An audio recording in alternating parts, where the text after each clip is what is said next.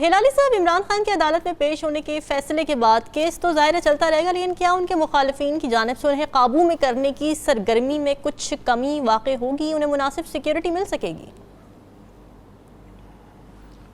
دیکھیے، پہلی بات تو یہ ہے F8 کے کورٹس میں بھی گیا ہوں انہیریٹنس کے میٹر پہ، اور ادھر اوریہ صاحب نے بالکل صحیح کہا ہے، میں ادھر جاتا رہا ہوں اور میں آپ کو بتاتا ہوں ادھر اگر ایک بم پھٹے گا، اگر ایک سوئسائڈ بامر ہو تو وہ کورٹ روم کو چھوڑیں، کچھ 6-7 اور جگہ کو بھی وہ نپیٹ میں آ جائیں گے۔ آئی مین اٹس لائک ایک عرب قصبے کے طرح ہے، آپ سمجھتے ہیں نا؟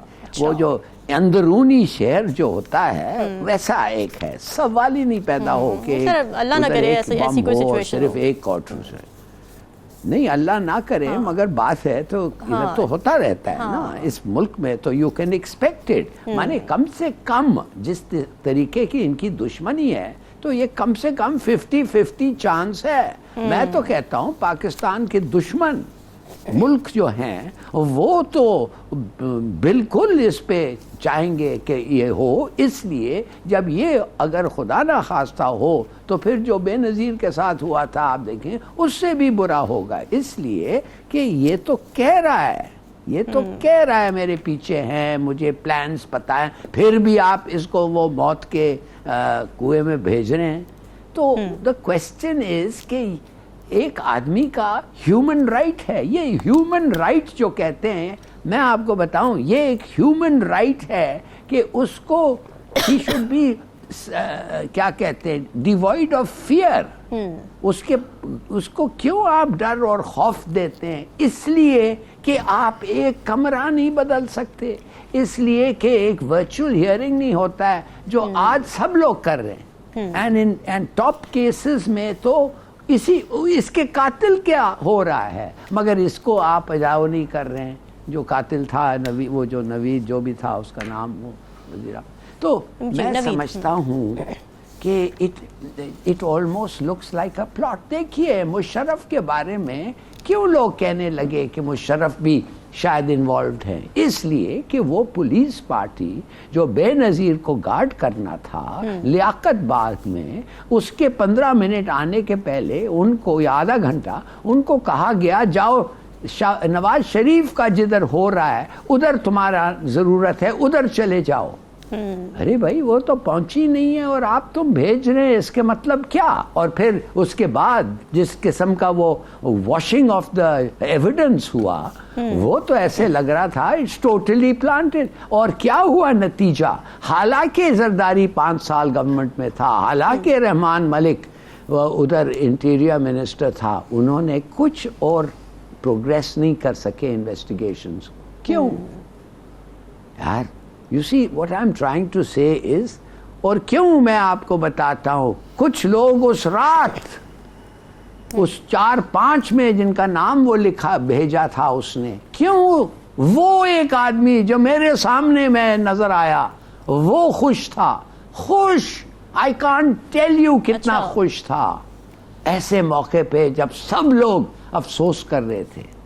تو کہنے کی بات یہ ہے، پلیز انڈرسٹینڈ، میرے دل سے کبھی دماغ سے کبھی نہیں جائے گا کہ یہ پلانڈ نہیں تھا اور اس کے بارے میں لوگوں مانے جن ہمارے گورنمنٹ میں لوگوں کو پتہ نہیں تھا۔ I refuse to believe it۔ Right, ٹھیک ہے۔ اور انہوں اس لیے تو پتہ نہیں چلا نا ایکچولی who it was، وہ ریویل نہیں۔ تو میں کہتا ہوں اس آدمی کو، اس کو سب پتہ ہے، اس کو یہ look at it، یہ تو کرولٹی ہے، یہ this is hounding a man۔ میرے خیال میں بالکل غلط۔ اچھا دوسری بات، ٹھیک ہے، یہ کس کے لیے ہو رہا ہے بھائی؟ 10,000 پولیس والے ایک سیشنز کورٹ کے سامنے عمران خان کو بچانا چاہتے ہیں آپ، لانا چاہتے ہیں؟ 10,000 پولیس آپ بھیجتے ہیں ادھر، یہ کوئی مناسب بات ہے؟ Is there any sense of proportion here? Tell me۔ بالکل People are laughing۔ باہر کے ملکوں میں آپ دیکھیں کیا ریاکشن، اندر ملک میں کیا ریاکشن، اور کیا بتا رہا ہے آپ کو اپنے ملک کے بارے میں۔ ایک تو کہہ رہا ہے کہ وہ تو جی پنجاب پولیس کے خلاف گلگت بلتستان کا پولیس کو لگا دیا آئی جی نے۔ کیا مطلب بھائی؟ اتنا تم لوگوں میں دشمنی ہے کہ ایک آئی جی آف اے پروونس دوسرے آئی جی کے لوگوں کے خلاف اپنا فورس بھیجتا ہے.